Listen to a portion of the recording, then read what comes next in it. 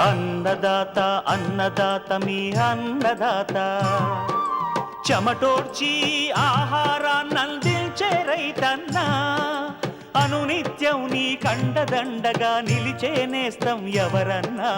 అన్నదాత అన్నదాత మీ అన్నదాత.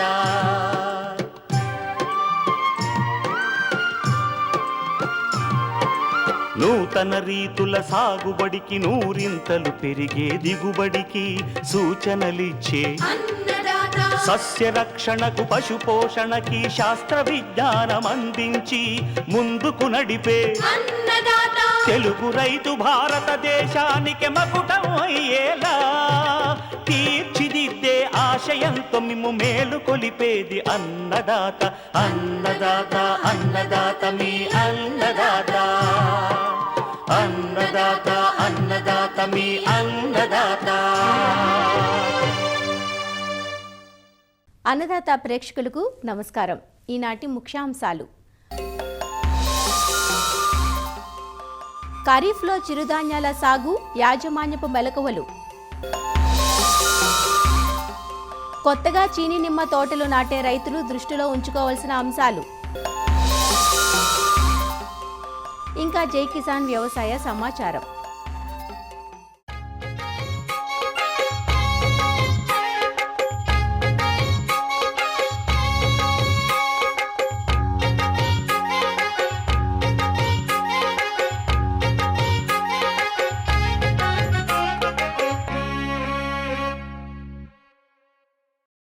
సిరిధాన్యాలు ఆరోగ్య ప్రధానులుగా ఇటీవల ఆదరణ దక్కించుకుంటున్నాయి. మధుమేహం, రక్తపోటు, ఊబకాయం వంటి జీవనశైలి వ్యాధులకు పరిష్కార మార్గాలుగా సిరిధాన్యాలను ఆహారంలో స్వీకరించాలని నిపుణులు, వైద్యులు సూచిస్తుండటంతో రాగులు, కొర్రలు, సామలు, అరికెలు, వరిగలు, ఊదలు వంటి చిన్న గింజ ధాన్యాలకు డిమాండ్ ఏర్పడింది. రైతులు, వ్యాపారస్తులు ఎఫ్పిఓలుగా ఏర్పడి ప్రాసెసింగ్ యూనిట్లు సైతం ఏర్పరుచుకుంటున్నారు. సాధారణంగా సిరిధాన్యపు పంటలు గట్టి పంటలు. ఎలాంటి వాతావరణ పరిస్థితులనైనా, చౌడు నేలలనైనా తట్టుకొని పెరుగుతాయి. చీడపీడల తాకిడి వీటికి తక్కువనే చెప్పాలి. ఖరీఫ్లో జూన్, జూలై మాసాలు, వర్షాలు ఆలస్యమైన సందర్భాలలో ఆగస్టు మాసంలోనూ వీటిని విత్తుకొని సాగు చేసే అవకాశం ఉంది. చిరుధాన్యాల సాగులో అధిక దిగుబడికి మెలకువలను తెలియజేస్తున్నారు హైదరాబాద్లోని భారతీయ చిరుధాన్యాల పరిశోధనా సంస్థ శాస్త్రవేత్త డాక్టర్ రోణంకి స్వర్ణ. చిరుధాన్యాలు ఈ మధ్యకాలంలోనే వీటిని పోషక ధాన్యాలు, సిరిధాన్యాలు అని కూడా పిలుస్తున్నాం. వరి, గోధుమలతో పోలిస్తే ఈ చిరుధాన్యాల్లో పోషక విలువలు ఎక్కువ. ఈ చిరుధాన్యాలు తక్కువ ఖర్చుతో ఎక్కువ దిగుబడిని ఇచ్చే పంటలుగా రైతులు గుర్తించారు. కావున ఈ మధ్యకాలంలో రైతులందరూ ఈ చిరుధాన్యాలను సాగు చేయడానికి ముందుకు వస్తున్నా సరైన యాజమాన్య పద్ధతులు పాటించకపోవటం వలన వాటి దిగుబడి అనేది తక్కువ అవుతూ వస్తుంది. కావున పంట మొదటి నుంచి ఆఖరి వరకు మంచి మెలకువలతో మనం దిగుబడిని పెంచుకోవచ్చు. ఈ చిరుధాన్యాలను పెద్ద గింజ కలిగిన చిరుధాన్యాలు, చిన్న గింజ కలిగిన చిరుధాన్యాలుగా విభజించారు. పెద్ద గింజ కలిగినవి జొన్న, సజ్జ. చిన్నవి అంటే రాగులు, కొర్రలు, సామలు, అరికలు, వరిగలు, ఊదలు, అండుకొర్రలు. అయితే జొన్న, సజ్జ, రాగులు ఇవి విస్తీర్ణం ఎక్కువగా ఉన్నాయి. మిగతా కొర్రలు, ఊదలు ఇవన్నీ రైతులు ఎక్కువగా సాగు చేయకపోవడం వల్ల చాలామందికి తెలియట్లేదు. అయితే వీటిలో పోషక విలువలు ఎక్కువగా ఉండడం వల్ల రానున్న కాలంలో వీటిని సాగు చేసే విస్తీర్ణం కూడా పెరుగుతుంది. ఈ చిరుధాన్యాలను ఖరీఫ్ పంటగాను, రబీ పంటగాను, వేసవి పంటగా కూడా మనం విత్తుకోవచ్చు. ఖరీఫ్ పంట అయితే జూన్ నుంచి ఆగస్టు నెల వరకు మనం విత్తుకోవచ్చు. రబీ పంటను సెప్టెంబర్ నుంచి అక్టోబర్ నెల వరకు విత్తుకోవచ్చు. అదే వేసవి పంట అయితే జనవరి నుంచి ఫిబ్రవరి నెల వరకు విత్తుకోవచ్చు. ఈ చిరుధాన్యపు పంటలు మనం ఏ నేలలో అయినా బాగానే వస్తాయి. వీటికి ఎక్కువ భూసారం అవసరం లేదు. తేలికపాటి ఎర్ర నేలల నుంచి బరువైన నల్ల రేగడి నేలల వరకు, అలాగే చౌడు భూముల్లో కూడాను ఈ చిరుధాన్యాలను మనం పండించుకోవచ్చు. నేల తయారీ విషయానికి వస్తే ఈ చిరుధాన్యాల విత్తనం చాలా చిన్నవిగా ఉంటాయి. కావున మనం నేల తయారీ విషయంలో జాగ్రత్త వహించాలి. 2-3 సార్లు బాగా పొడుదుక్కులు ఇచ్చుకొని చదును చేసుకొని తర్వాత విత్తనాన్ని వేసుకోవాలి. విత్తనం వేసుకునేటప్పుడు కూడాను 2 సెంటీమీటర్ల కంటే ఎక్కువ లోతు వెళ్లకుండా మనం జాగ్రత్త వహించాలి. అలాగే మనం విత్తేటప్పుడు కూడాను విత్తనాన్ని ఒక ఎకరానికి 2 నుంచి 3 కిలోలు అవసరం పడుతుంది. అదే వెదజల్లుకునే పద్ధతి అయితే 3 నుంచి 4 కిలోల విత్తనం అవసరం పడుతుంది. వరుసలో వేసుకున్నటప్పుడు వరుసకి మధ్య 22.5 నుంచి 30 సెంటీమీటర్ల దూరం, వరుసలో మొక్కల మధ్య 7.5 నుంచి 10 సెంటీమీటర్ల దూరం ఉంచుకున్నట్లయితే గాలి వెలుతురు బాగా వెళ్ళి పంట పెరుగుదల బాగుంటుంది. అలాగే చీడపీడల సమస్య కూడా తక్కువగా ఉంటుంది. విత్తన శుద్ధి చేసుకుంటే పంట మొదటి దశలో వచ్చే తెగులను మనం కాపాడుకోవచ్చు. విత్తన శుద్ధి కోసం కిలో విత్తనానికి మనం 10 మిల్లీలీటర్ల థయోమిథాక్సామ్ మందును కలుపుకొని విత్తన శుద్ధి చేసుకున్నట్లయితే పంట మొదటి దశలో వచ్చే తెగుళ్ళు, చీడపీడలు వంటి వాటిని నివారించుకోవచ్చు. ఇక ఎరువుల యాజమాన్యానికి వస్తే పంట వేసుకునే ముందు ఆఖరి దుక్కులో 3 నుంచి 4 టన్నుల పశువుల ఎరువును వేసుకొని బాగా కలియదున్నుకోవాలి. అలాగే 8 కిలోల నత్రజని, 8 కిలోల భాస్వరం, 8 కిలోల పొటాష్ను ఇచ్చే ఎరువులని మనం ముందు ఆఖరి దుక్కులో వేసుకొని దున్నుకోవాలి. దాని తర్వాత పంట 30 రోజులు వచ్చిన తర్వాత 8 కిలోల నత్రజనిని నేలలో తేమ ఉన్నప్పుడు వేసుకోవాలి. ఇక ఈ చిరుధాన్యాలు మొదటి 30 రోజులు వీటి పెరుగుదల అనేది చాలా నెమ్మదిగా ఉంటుంది. కావున మొదటి 30 రోజులు కలుపు నివారణ అనేది చేసుకోవాలి. దీనికోసం మొదటగా మనం విత్తిన 24 నుంచి 48 గంటల్లో 400 గ్రాముల అట్రాజిన్ కలుపు మందుని 200 లీటర్ల నీటిలో కలిపి నేలపై పిచికారీ చేసుకున్నట్లయితే మొదటి 20 రోజులు కలుపు నివారణ చేసుకోవచ్చు. అలాగే పంట 20 నుంచి 25 రోజుల దశలో గొర్రుతో కానీ గుంటకతో కానీ ఒక అంతర్కృషి చేసుకున్నట్లయితే మనం కలుపు నివారణ చేసుకోవచ్చు. ఈ చిరుధాన్యపు పంటలన్నీ దాదాపుగా వర్షాధార పంటలుగా మనం పండిస్తున్నాం కాబట్టి వీటికి నీటి తడులు ఇవ్వాల్సిన అవసరం లేదు. అయితే 20 నుంచి 25 రోజుల వ్యవధిలో ఒకవేళ నీరు లేకపోయినట్టయితే మనం నీటి తడిని ఇవ్వాల్సి వస్తుంది. అలాగే పంట పూత దశ, గింజ పాలు పోసుకునే దశ, గింజ గట్టిపడే దశ, ఈ 3 దశలు బాగా సున్నితమైన దశలు. ఈ 3 దశల్లో మనం పంట ఎటువంటి నీటి ఎద్దటిని ఎదుర్కోకుండా జాగ్రత్త వహించాలి. ఇక ఈ చిరుధాన్యాలకి చీడపీడల సమస్య, తెగుళ్ళ సమస్య అంత ఎక్కువగా ఉండదు. కావున రైతులు వీటికి ఎక్కువ మందులు వాడాల్సిన అవసరం కూడా లేదు. అయితే ఈ మధ్యకాలంలో కత్తెర పురుగు అనేది ఎక్కువగా వస్తుంది. సో ఈ కత్తెర పురుగును నివారించుకోవడానికి మనం ఎమామెక్టిన్ బెంజోయేట్ 0.4 గ్రాములు 1 లీటర్ నీటికి, ఫ్లూబెండమైడ్ 0.6 ml 1 లీటర్ నీటికి, క్లోరానిట్రిప్రోల్ 0.4 ml 1 లీటర్ నీటిలో కలిపి పైరుపై పిచికారీ చేసుకుంటే ఈ కత్తెర పురుగును మనం నివారించుకోవచ్చు. ఇక ఈ చిరుధాన్యాలన్నీను మనకి 70 నుంచి 80 రోజులు పంట కాలంలో వచ్చేస్తాయి. కాబట్టి ఈ చిరుధాన్యాలు ఏ పంటతోనైనా మనం అంతర పంటలా వేసుకోవచ్చు. చిరుధాన్యాలను మనం కందితో కానీ, పత్తితో కానీ, మినప, పెసర, సోయాబీను 2 లైన్ల చిరుధాన్యాల పంటలు వాళ్ళ ప్రధాన పంటలో వేసుకున్నట్లయితే రైతుకి ప్రధాన పంటకి వచ్చే నష్టం వాటిల్లదు. అలాగే అదనంగా చిరుధాన్యపు పంటను కూడాను వాళ్ళు పొందవచ్చు. కావున రైతులందరూ ఈ యాజమాన్య పద్ధతులన్నింటినీ సకాలంలో చేసినట్లయితే చిరుధాన్యపు పంటలు కూడాను ఎకరాకు దాదాపుగా మనకి 8 నుంచి 10 క్వింటాల దిగుబడిని సాధించవచ్చు.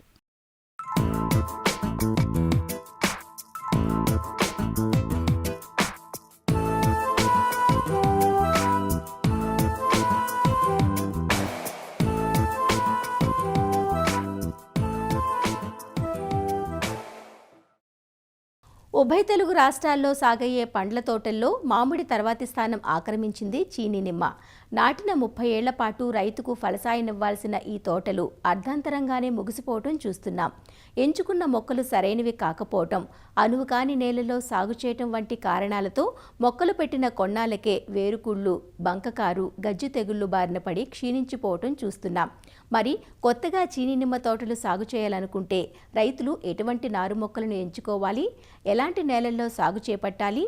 నాటేటప్పుడు తీసుకోవాల్సిన జాగ్రత్తలేమిటి? సాగులో పాటించాల్సిన శాస్త్రీయ యాజమాన్య పద్ధతులేవి?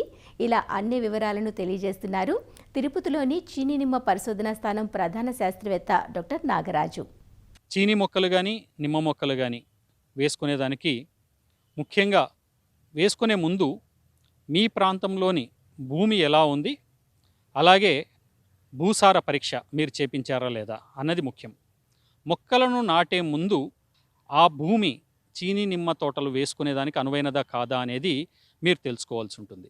ఒకవేళ మీ తోటల్లో ఉదజని సూచిక ఎక్కువగా ఉంటే అనువైనవి కాదు అని 6.5 నుంచి 7.5 వరకు ఉదజని సూచిక ఉంటే అవి అనువైన నేలలుగా గుర్తించవచ్చు. ఒకవేళ సున్నపు మరం మీ దాంట్లో ఎక్కువగా ఉన్నా, లేకపోతే హెవీ మెటల్స్ ఏదైనా దాంట్లో ఉన్నా కూడా ఇటువంటి భూములు మీకు సూటబుల్ కాదు. రైతు సోదరులు ఆ భూములు అనువైనవి కాదు అన్నప్పుడు ఖచ్చితంగా అటువంటి భూములను అవాయిడ్ చేసుకోవాల్సి ఉంటుంది. బంక నేలలు దాదాపుగా అవాయిడ్ చేయడం మంచిది. ఎర్రగరప నేలలు కానీ, కొద్దిగా ఇసుక కలిసిన నేలలు కానీ ఈ తోటలకు చాలా అనువుగా ఉంటుంది. ముఖ్యంగా మొక్కలు నాటుకునేటప్పుడు వాటి మధ్య దూరం ఎంత పెట్టుకోవాలనేది ఒకసారి ఆలోచించవలసి ఉంటుంది. గత 30 సంవత్సరాల నుంచి మేము ఇక్కడ పరిశోధనలు చేసి హై డెన్సిటీ ప్లాంటింగ్ కూడా ఇక్కడ చీనీ నిమ్మ పరిశోధనా స్థానంలో చేస్తున్నాము. అయితే భూసార పరీక్ష ఫలితాలను అనుసరించి మీ భూమి ఆరోగ్యవంతంగా ఉందా లేదా, అలాగే పోషణ అంటే మీ భూముల్లో త్వరగా ఈ మొక్కలు పెరుగుతాయా అన్నది నిర్ధారించుకున్న తర్వాత అన్ని భూములకు సూట్ అయ్యే విధంగా వరుసకు మధ్య, మొక్కకు మధ్య 6 మీటర్ల దూరం ఉండేలా ఈ మొక్కలను నాటుకోవాల్సి ఉంటుంది.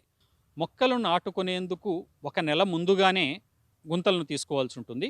అలాగే బిందు సేద్య పద్ధతిలో చేయాలనుకునే వారందరూ డ్రిప్ ఇరిగేషన్ను కూడా దానికి అమర్చుకోవాలి. మీ ప్రాంతంలోని హార్టికల్చర్ ఆఫీసర్ను సంప్రదిస్తే అక్కడ వాళ్ళు మీ తోటను సర్వే చేసి, అలాగే ఆ డ్రిప్ పరికరాలను అమర్చుకునే దానికి ఎలా అయితే కరెక్ట్గా ఉంటుందో మీ తోట వాళ్ళను బట్టి వాళ్ళు డ్రిప్ ఫెసిలిటీస్ను కూడా మీకు అందజేస్తారు. ఎటువంటి మొక్కలను నాటుకోవాలి అనేది రైతులకు సందేహాలు ఉన్నాయి. ప్రైవేట్ నర్సరీలు కానీ మిగతా వాళ్ళు చాలామంది ఏవంటే అవి వేరుమూలాల మీద ఈ బడ్డింగ్ చేసిన మొక్కలను రైతు సోదరులకు ఇవ్వడం జరుగుతుంది. ఏదైనా మొక్క తీసుకునేటప్పుడు మొక్క ఎంపిక అనేది చాలా ప్రధానమైన పాత్ర. చీనీ నిమ్మ పరిశోధనా స్థానంలో చేపట్టిన పరిశోధనా ఫలితాలను బట్టి రంగపూర్ వేరుమూలం మీద వైరస్ రహిత మొక్కలను కట్టిన మొక్కలను రైతు సోదరులకు ఇక్కడి నుంచి ఇవ్వడం జరుగుతోంది. రంగపూర్ వేరుమూలము అనేది చాలా ముఖ్య పాత్ర వహిస్తుంది. ఎందుకంటే ఇటువంటి మొక్కలు నీటి ఎద్దడిని తట్టుకుంటాయి, అలానే నీరు ఎక్కువైనా కూడా తట్టుకుంటాయి. అందువలన మొక్కలను చనిపోయే శాతం చాలా తక్కువగా ఉంటుంది. వేరుకుళ్ళుకు కానీ, లేకపోతే ఇతర వాటికి డ్రై రూట్ రాట్ కానీ, వెట్ రూట్ రాట్ కానీ ఇటువంటి వాటికి కూడా తట్టుకొని నిలిచే సామర్థ్యం ఎక్కువగా ఉంటుంది. కాబట్టి వీటిని రైతు సోదరులకు మేము సిఫార్సు చేయడం జరుగుతుంది. మిగిలిన వేరుమూలాలు చాలా ఉన్నాయి, కానీ వాటి మీద పరిశోధన చేసిన దానిలో తేలింది ఏంటంటే ఎక్కువ శాతం మొక్కలు చనిపోవడం జరుగుతుంది. కడప జిల్లాలోని కొన్ని ప్రాంతాలలో ఏం చేస్తున్నారంటే రైతు సోదరులు పొలంలో మొక్కలు నాటుకునే ముందు కానీ, మొక్కలు నాటిన తర్వాత కానీ, పులివెందుల ప్రాంతంలో తర్వాత సింహాద్రిపురం మండలాల్లో బెలుకు ఎక్కువ వేయడం జరుగుతుంది. ఈ బెలుకు ఎందుకు వేస్తున్నారు అంటే నీరు తక్కువగా ఉన్నప్పుడు పొలంలో నుంచి నీరు ఆవిరి కాకుండా, అలాగే గడ్డి ఎక్కువగా రాకుండా బెలుకు ఎక్కువ వేసుకోవడం జరుగుతుంది. ఇది ఒకప్పుడు ఒక 4-5 సంవత్సరాల ముందు నీరు ఎప్పుడైతే లభ్యత లేదో అప్పుడు ఎక్కువగా ఈ బెలుకు వేసుకోవడం వలన ఆ ఎవాపరేషన్ రేట్ తగ్గించి మొక్కలు మతికేదానికి ఉండేది. కానీ ప్రస్తుతము మేము సర్వే చేసిన దాని ప్రకారంగా ఏ తోటల్లో అయితే చెట్ల కాండం చుట్టూ బెలుకు ఎక్కువగా వేశారో అటువంటి మొక్కలు ఈ నీటిని రిటెన్షన్ ఎక్కువగా ఉంది, దీనివలన ప్యాథోజన్స్ని ఎక్కువగా అట్రాక్ట్ చేస్తున్నాయి. అందువలన దీంతో వేరుకులు రోగం ఎక్కువగా వచ్చి చెట్లు చనిపోవడం జరుగుతుంది. అందువలన మొక్క చుట్టూ మధ్యాహ్నం పూట మీరు పొలంలోకి వెళ్తే ఎక్కడి వరకు అయితే నీడ పడుతుందో అంతవరకు బెలుకు వేసుకోకుండా ఉండడమే మంచిది.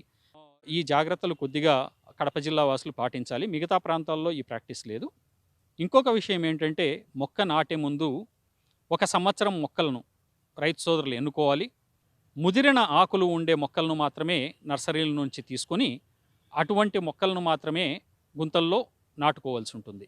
ఆ గుంత పరిమాణం ఎలా ఉండాలంటే 3 అడుగులు పొడవు, 3 అడుగులు వెడల్పు, 3 అడుగుల లోతు ఉండేలా గుంతను తీసుకొని దాంట్లో పైపాటుగా వచ్చిన మట్టికి దాదాపు ఒక 30 నుండి 40 కేజీల పశువుల ఎరువు, 1 కేజీ వరకు సింగిల్ సూపర్ ఫాస్ఫేట్ కూడా మీరు కలుపుకొని దాన్ని గుంతలో వేసుకొని గుంత మధ్య భాగంలో నాటుకోవాలి. ఒకవేళ ఎవరైనా ఆర్గానిక్గా చేసుకునే వాళ్ళైతే సూపర్ ఫాస్ఫేట్ వేసుకోకుండా సూడోమోనాస్ అలాగే ట్రైకోడెర్మా విరిడి వీటిని గుంతలో మట్టికి కలుపుకొని బయో కంట్రోల్ ఏజెంట్స్గా పనిచేస్తాయి కాబట్టి వేరుకుళ్ళు తెగులను తగ్గిస్తాయి. కాబట్టి అటువంటి వాటిని ముందుగానే మీరు ఈ గుంతల్లో వేసుకొని మొక్కలను నాటుకుంటే అవి చాలా ఆరోగ్యవంతంగా పెరిగేదానికి అవకాశం ఉంటుంది. ఇంకొక ముఖ్యమైన విషయం ఏంటంటే, ఎక్కడైతే చెదలు ఎక్కువగా ఉన్నాయో పైపాటుగా వచ్చిన మట్టికి మనం ఎరువు వేసుకునేటప్పుడే ఫిరడాన్ గ్రాన్యూల్స్ను కూడా మనం కలుపుకొని గుంత అడుగు భాగంలో చెదలు రాకుండా ఉండేదానికి వేసుకోవాలి. నాటుకునేటప్పుడు ఇంకొక ముఖ్యమైన సూచన ఏంటంటే, ఎక్కడైతే అంటుభాగం ఉందో ఆ అంటుభాగము నేల పైన 10 నుంచి 15 సెంటీమీటర్ల పైనే ఉండేటట్లు చూసుకోవాలి. అంటుభాగం ఎప్పుడైతే లోపల నాటుకుంటారో దానికి చెమ్మ ఎక్కువగా తగిలి వాటరింగ్ ఎక్కువైనప్పుడు ప్యాథోజన్స్ వలన అది చనిపోయే ప్రమాదం ఉంది. కాబట్టి అంటుభాగం ఎప్పుడు గుంత పైనే ఉండాలి. ఎక్కడైతే అంటువు కట్టింటారో ఆ అంటుభాగం పైన వచ్చేది తల్లి మొక్క, దాన్ని సయాన్ అంటాము. దాని నుంచే మీకు దిగుబడి వస్తుంది. అంటుభాగం నుండి కింద ఏవైతే కొమ్మలు వస్తూ ఉంటాయో అటువంటివన్నీ వేరుమూలంకు సంబంధించిన కొమ్మలు. అంటుభాగం కింద నుండి వచ్చే కొమ్మలన్నింటినీ కట్ చేయవలసిందిగా రైతు సోదరులను విజ్ఞప్తి చేస్తున్నాము. ఈ మొక్కలు నాటుకున్న తర్వాత వాటికి ఇమీడియట్గా పాదిలాగా చేసుకోవడం కానీ, అంటే నీరు పారించే తోటల్లో, లేదా డ్రిప్ ఇరిగేషన్ ఎక్కడైతే ఇస్తున్నారో అటువంటి రైతు సోదరులు దాదాపు 1 నుంచి 1.5 అడుగు దూరంలో ఈ డ్రిప్ లేటర్లను పెట్టుకోవాలి. నీటి శాతం ఎక్కువ అయితే ఖచ్చితంగా వేరుకులు లోగం వస్తుంది. కాబట్టి కనీసంగా మీరు ఒక రోజులో ఎంత పరిమాణము, మొక్క వయసును బట్టి ఎంత ఉండాలి అనేది జాగ్రత్తలు తీసుకోవాలి. అలానే నీటి నాణ్యతను కూడా పరీక్షించుకొని అటువంటి తోటల్లో కూడా వేసుకోవాల్సి ఉంటుంది. ఎందుకంటే చీనీ నిమ్మ తోటల్లో ఎక్కువగా సాల్ట్ కాంటెంట్ ఎక్కువగా ఉంటే పారించే నేలల్లో వాటికి పల్లాకు తగులు ఎక్కువగా వచ్చే అవకాశం ఉంది. అలానే మొక్క గ్రోత్ కూడా చాలా తక్కువ పడిపోయే అవకాశం ఉంది. కాబట్టి దిగుబడులు కూడా అలానే పడిపోతాయి, మొక్క చనిపోయే అవకాశం ఉంది. కాబట్టి నీటి నాణ్యత అనేది కూడా చాలా జాగ్రత్తగా చూసుకోవాల్సి ఉంటుంది. చీనీ నిమ్మ పరిశోధనా స్థానం తిరుపతి నుంచి మొలకలు ఇస్తున్నాము. వీటిలో చాలామంది గ్రాఫ్ట్స్ అడుగుతూ ఉన్నారు. అంటు మొక్కలు అనేవి నిమ్మలో అవసరం లేదు. విత్తనం ద్వారా వచ్చిన మొక్కలే చాలా బాగా ఆరోగ్యవంతంగా పెరగడం జరుగుతుంది.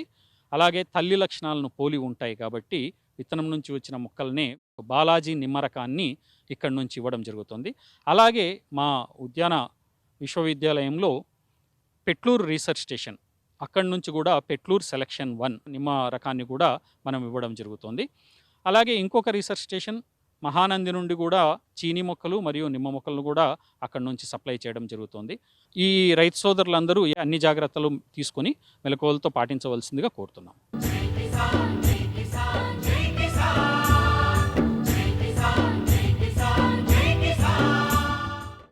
వ్యవసాయ సమాచారం ఇప్పుడు జై కిసాన్లో చూద్దాం. నెల్లూరు జిల్లా కృషి విజ్ఞాన కేంద్రంలో ఆర్య పథకంలో భాగంగా మహిళా రైతులకు స్వయం ఉపాధి అవకాశాలపై శిక్షణ ఇవ్వటంతో పాటు బృంద సభ్యులకు సోలార్ డ్రైయర్లను అందజేశారు. మహిళలు తమకు అందుబాటులో ఉండే ఆహార పదార్థాలను విలువ ఆధారిత ఉత్పత్తులుగా తయారు చేసుకుని ఆదాయాన్ని ఆర్జించాలంటూ కేవీకే శాస్త్రవేత్త శివజ్యోతి సూచించారు. ప్రస్తుతం చిరుధాన్యాలకు డిమాండ్ పెరిగిన నేపథ్యంలో వాటి నుంచి కేకులు, బిస్కెట్లు వంటివి తయారు చేసేలా శిక్షణ అందించినట్లు వివరించారు. మహిళలు వాళ్ళ ఇంట్లోనే ఉంటూ వాళ్ళు అదనంగా ఒక ఆదాయాన్ని పెంచుకొని వాళ్ళ ఇంట్లో సుస్థిరతను సంపాదించాలన్న ఉద్దేశంతో మేము ఈ ప్రోగ్రాం అనేది చేపట్టబడింది. ఆ ట్రైనింగ్లో ఏంటంటే విలువ ఆధారిత ఉత్పత్తులు, ఫర్ ఎగ్జాంపుల్ మనకు ఇప్పుడు కొర్రలు, సజ్జలు, జొన్నలు అన్ని ముడి పదార్థాలు అందుబాటులో ఉన్నాయి. వాటిని మిక్స్చర్ చేసేసి మనకు గోధుమ పిండి ఎలాగా వస్తుందో అలాగా వీళ్ళు రకరకాల చిరుధాన్యాలతో పిండ్లు తయారు చేసుకోవడంతోనూ, సజ్జలు, జొన్నలు, కొర్రలతో వాటితో తయారు చేసే కేకులు తయారు చేయడంలోనూ, తర్వాత బిస్కెట్లు తయారు చేయడంలోనూ మేము శిక్షణను ఇచ్చినాము. ఆ శిక్షణలో వాళ్ళు ఎవరైతే ముఖ్యంగా ముందుకు వచ్చారో వాళ్ళ ద్వారా ఒక చిన్న పరిశ్రమను వాళ్ళ ఇంట్లో వాళ్ళు పెట్టుకునేటట్లు మేము సహాయ సహకారాలు అందిస్తున్నాము. తర్వాత సోలార్ డ్రైయర్స్ అనేసి కూరగాయలు అంటే ఈ టమోటాలు అటువంటివి మనకి ఎక్కువ దొరికినప్పుడు వాటిని మనం ఎండకు పెట్టేసేసి వాటిని డ్రై చేసేసి ఆ పొడిని తయారు చేసి మనము బాక్సుల్లో ప్యాక్ చేసేసుకుంటే కూడా అది కూడా మనకు అవసరం మేర వాడుకోవచ్చు. అట్లా ఈ రకంగా వివిధ రకాల కూరగాయలు అయితేమి వేరే మనకి ఏదైతే అందుబాటులో ఉందో అన్ని పదార్థాలతో ముడి సరుకులను తీసుకొని వాటిని ఎండబెట్టేసి పొడి చేసుకొని వాళ్ళు స్వయం ఉపాధి అనేది చేసుకోవాలన్న ఉద్దేశంతో మేము ఈరోజు ఈ కార్యక్రమాన్ని ఏర్పాటు చేసి మనకు ఎన్నుకున్న మహిళలకి ఒక్కొక్క గ్రూపుకి ఒక యూనిట్ అనేది మేము ఇవాళ ఇస్తూ ఉన్నాము. ఈ ఏడాది పసుపు పంటకు అనూహ్య గిరాకీ వచ్చి రికార్డు ధరలు దక్కటంతో రైతులు ఈ పంట సాగుకు ఉత్సాహం చూపుతున్నారు. ఉమ్మడి గుంటూరు జిల్లాలో జూన్ 2వ వారం నుంచి మొదలైన సాగు ప్రస్తుతం ఉత్సాహంగా సాగుతోంది. దేశవ్యాప్తంగా పసుపు పండించే ప్రధాన రాష్ట్రాల్లో గత సంవత్సరం పండించిన పంట నిల్వలు తగ్గటం, విదేశీ ఎగుమతులు, దేశీయ వినియోగం పెరిగిన కారణంగా రాబోయే పంటకు సైతం గిరాకీ ఉంటుందన్న అంచనాలతో ఈ ఏడాది సాగు పెరుగుతోంది. ఏప్రిల్, మే మాసాల్లో అత్యధికంగా క్వింటాలకు 15-16 వేల రూపాయల ధర వచ్చింది. ప్రస్తుతం 13 వేల రూపాయల పైచిలుకుగా ధర పలుకుతోంది. వచ్చే ఏడాది క్వింటాల్ 10,000 రూపాయల కన్నా తగ్గదనే ఆశతో సాగుకు ఉపక్రమించినట్లు రైతులు చెబుతున్నారు. ఇప్పుడు ఏటా ఏంటంటే ఇత్తనం మామూలుగా ఉందనుకోండి 15-25 వేలు లోపు అయిపోద్ది. 15 నుంచి 25 వేలు. ఈ సంవత్సరం ఉందనుకోండి 5 పుట్లు వేయాలి. 5 అంటే 10 నుంచి 13 వేలు కదా, 50 వేల నుంచి 70 వేలు లోపు అవుతూ ఉంటుంది ఖర్చు. నెక్స్ట్ ఏంటంటే దీనికి సాగు కన్నా కూడా చివర దున్నే టైంలో ఎక్కువ అవుతూ ఉంటుంది. వంటకు కానీ, కూలీలు కానీ, దున్నటం కానీ, దాన్ని ఉడకబెట్టి ఎండబెట్టడం, ఇట్లాంటి ఖర్చులు ఎక్కువ అవుతూ ఉంటాయి. అదే దానికి అందుకని ఏంటంటే ఇప్పుడు గవర్నమెంట్ మామూలుగా 6,800 ఉన్నాయి కదా, ఆ రేట్ అయితే అవును. సెంట్రల్ గవర్నమెంట్ కూడా దీనికి ప్రధానంగా 10,000 ఉండేటట్టు ఇచ్చేసారనుకోండి రైతులు ప్రోత్సాహంగా ఉంటుంది. కమర్షియల్ క్రాప్ కదా, కొంచెం పండించినా కానీ జనం రైతుకు కూడా గిట్టుబాటు ఉంటుంది. జూన్ 20 నుంచి మొదలు పెట్టారండి పలుచగా వేసుకుంటా.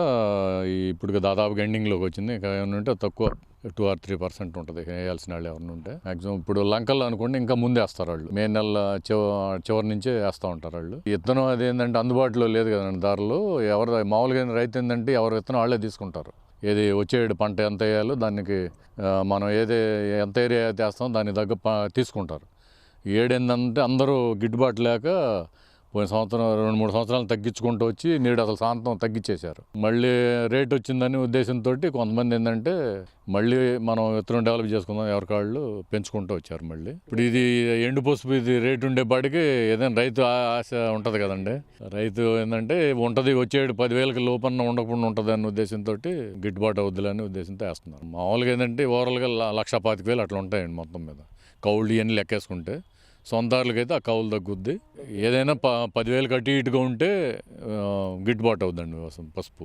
జిల్లాలోని కొల్లిపర, దుగ్గిరాల, మంగళగిరి, తాడేపల్లి, తెనాలి సహా బాపట్ల జిల్లాలోని భట్టిప్రోలు, కొల్లూరు లంక గ్రామాలు, అమృతలూరు, వేమూరు, చుండూరు మండలాల్లో పసుపు సాగుకు సన్నద్ధమవుతున్నారు. విత్తనం, కౌలు ధరలు పెరిగినా పసుపు సాగు చేసేందుకు ఎక్కువ మంది రైతులు ఆసక్తి చూపుతున్నారు.